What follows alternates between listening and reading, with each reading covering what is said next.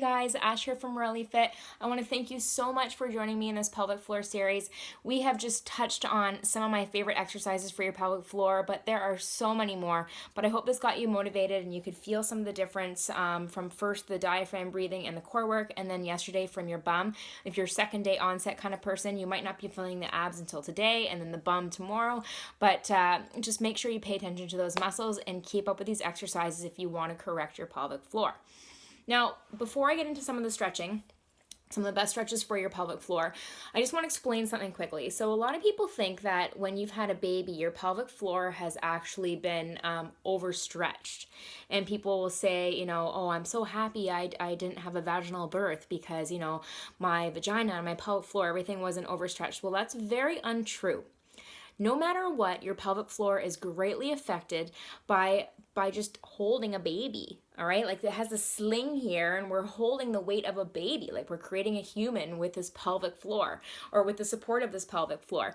And what can often happen during pregnancy and then also during labor is that your pelvic floor is under undue stress.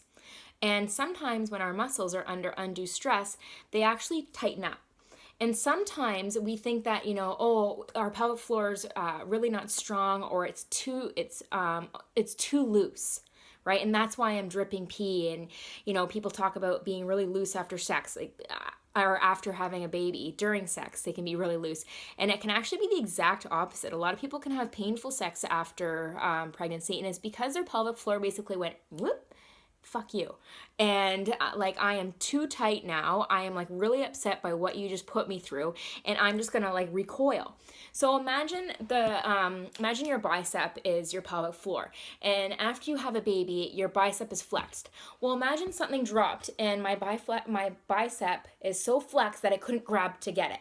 So basically that's your pelvic floor. So if your pelvic floor is so stressed and it's just recoiled, if you have to go pee, it's almost like it can't grab the pee quick enough, if that makes sense, if that's an okay analogy. This actually even happens a lot to people that over-exercise.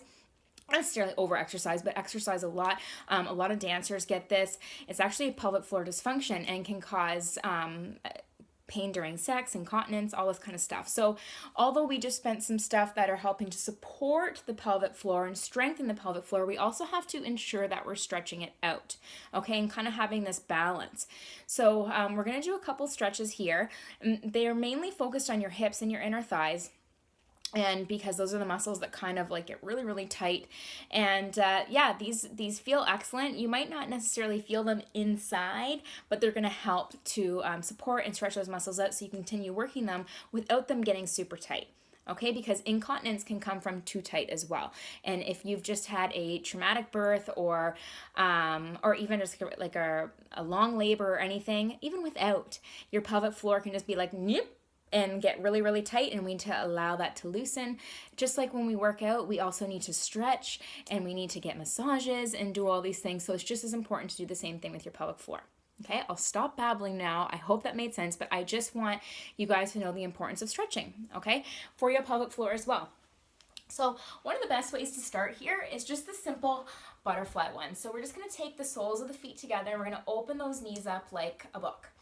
And if you want to go a little bit deeper, you can actually physically open your feet like a book, and you'll go a little bit deeper. Now from here, you can go even deeper by pushing your elbows to the inner thighs. So kind of just go, if you're up here and you're super tight, not a good sign.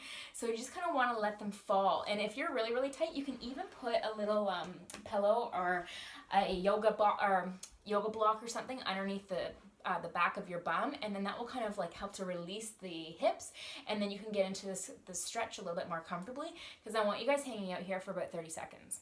Okay, so we're gonna hang out here. I'm just gonna lean forward so I get a nice deep stretch.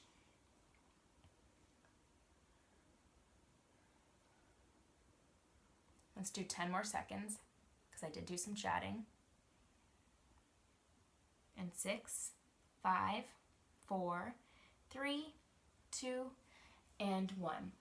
So like I mentioned with the dancers and people that are very athletic, they can actually get pelvic floor dysfunction from having too tight of muscles.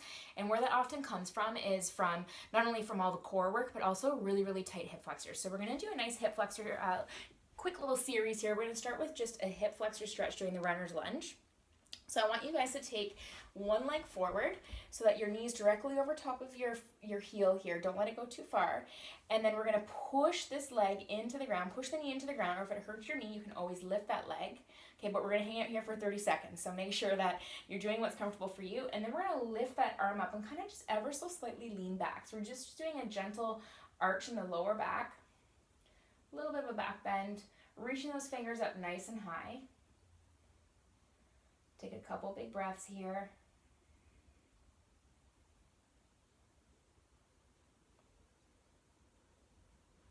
And 10, 9, 8, 7, 6, 5, 4, 3, 2, and 1. Okay, now we're going to switch sides. Same thing, next side. So take one leg forward, nice runner's lunge stretch here. Make sure this knee isn't going beyond those toes, knee stacked right over top of the heel. I like to take my hand here just for balance, but you can put it wherever you're comfortable, and then we're gonna lift that arm up, and then just a slight back bend. So we're getting all through the stomach muscles here, right into the hip flexor, the front of the hip area.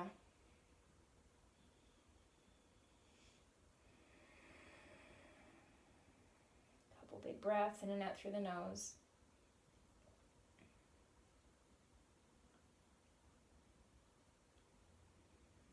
And let's do about 10 more seconds. 10, 9, 8, 7, 6, 5, 4. Push deeper with the hips. 3, 2, and 1. Okay, so now we're going to go into a pigeon pose. If you find pigeon pose is a bit too intense for your knees, if you have any knee issues, I'm going to get you to do a figure 4 instead. So taking this foot over, making sure that this foot is flexed, grabbing behind the thigh with both hands. But if we want to go a little bit deeper, we're going to hold each of these ones for about a minute. We're going to start in a downward facing dog. Probably very familiar with these stretches if you do yoga. And then we're going to lift the right leg up, bend at the knee, and then draw that right knee so it's directly behind the right wrist. And then we're going to inch this left leg back. Now, very important, we're stretching out the side of the hip now. If you feel this a lot here, stay here, okay? Do not force your body to go down. I want both hips pointing forward. So if this hip turns, then you're going to be eliminating the stretch. I want both hips pointing forward. So imagine your hip bones lasering forward. You're going to flex your foot just like we did in the figure 4 to protect your knee. Now, if you can go deeper, you can come down to your elbows. You can stack both fists and then rest your forehead on top, or both hands and then rest your forehead on top of there. So I have the right leg bent. I'm still pushing through my heel here. I'm going to try and inch my left leg back a little bit more, and I'm going to push the left hip down. So I'm maintaining as much as I can those hip bones pointing forward. Okay, nice deep stretch. Make sure you're breathing deeply in and out through your nose during this exercise or stretch. We have about a minute here.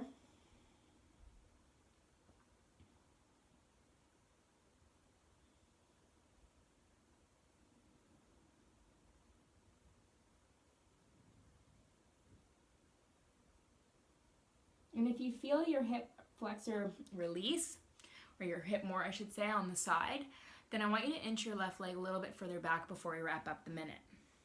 Now I'm kind of gauging these minutes, I'm guessing, so let's say about 15 more seconds.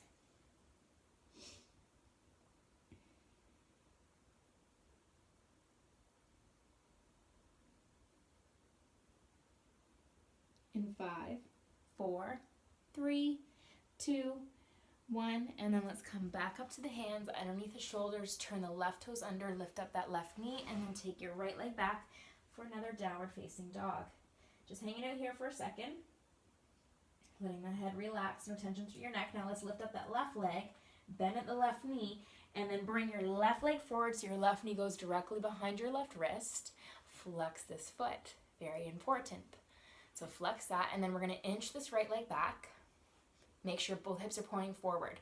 Now, sometimes we're not equally flexible on both sides. So if you were okay on the other side, doesn't mean you're going to be fine here and you just go right back down to that position. I want you guys to kind of assess. If you're super tight up here, stay here. If you want to go a little bit lower, go lower, but keep both hips pointing forward. With the left leg bent, we're now going to push the right hip down. Try and get comfortable here. Nice deep breaths in and out through your nose.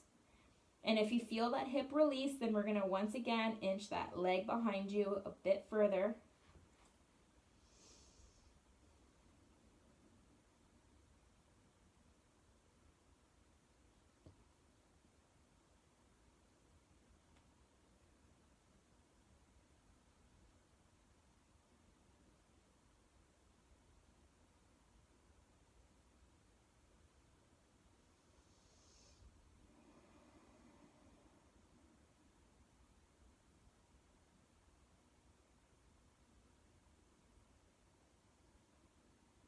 Do 2 more big inhalations and exhalations in and out through your nose.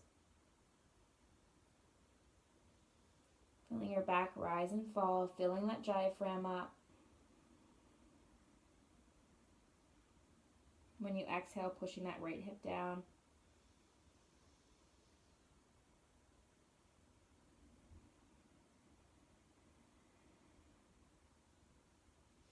And then let's come up to your hands. And then let's take, once again, that leg back into a downward facing dog, just stretching out the back of those legs.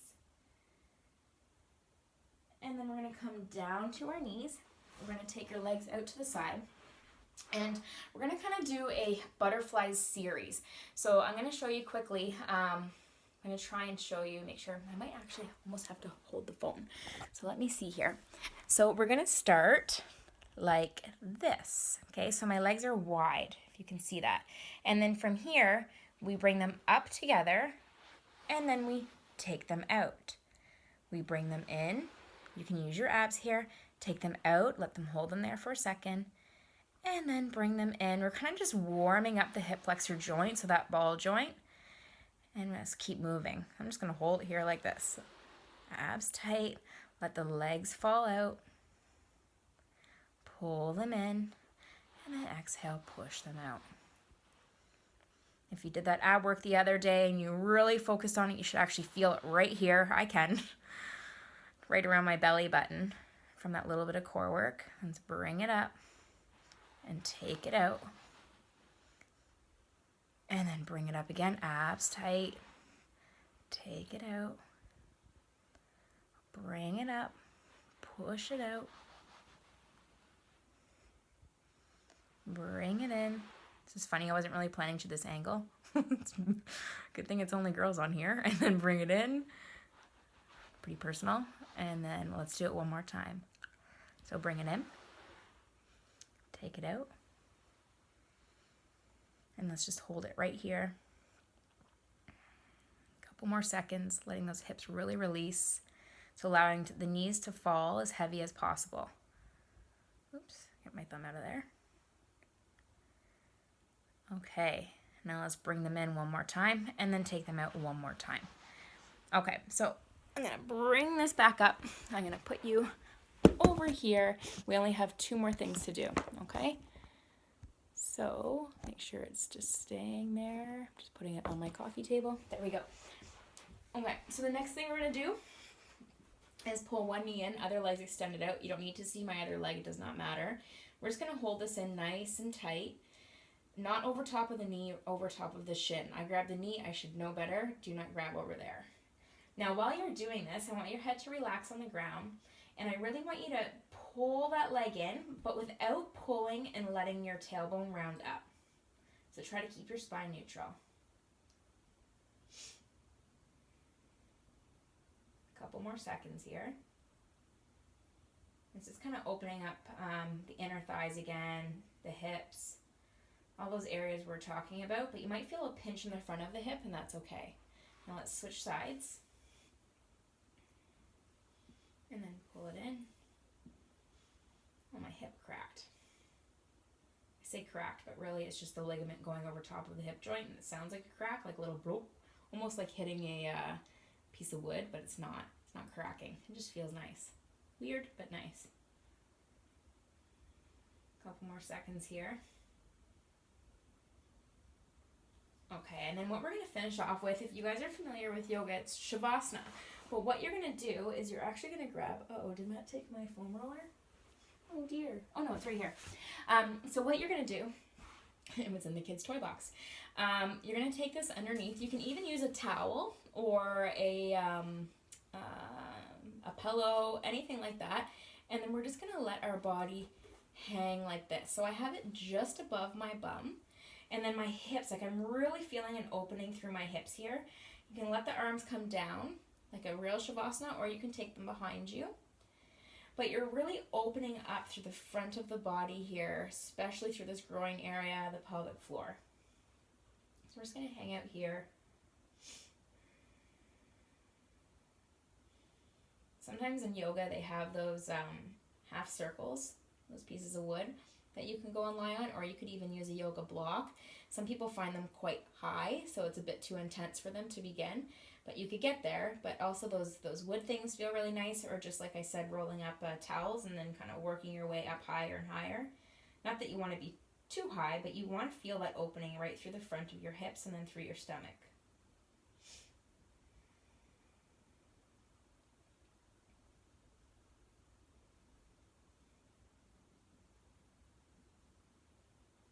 Couple more seconds here.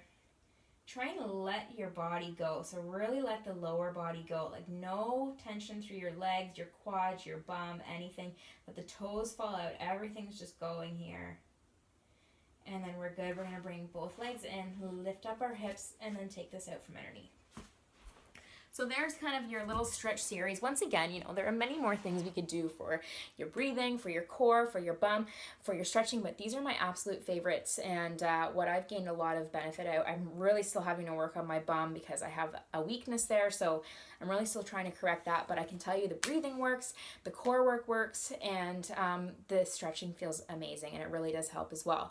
Now, just some other pointers that aren't really about stretching, but they're still about your pelvic floor. I mentioned at the beginning of this that sometimes people have painful sex after they have a pregnancy.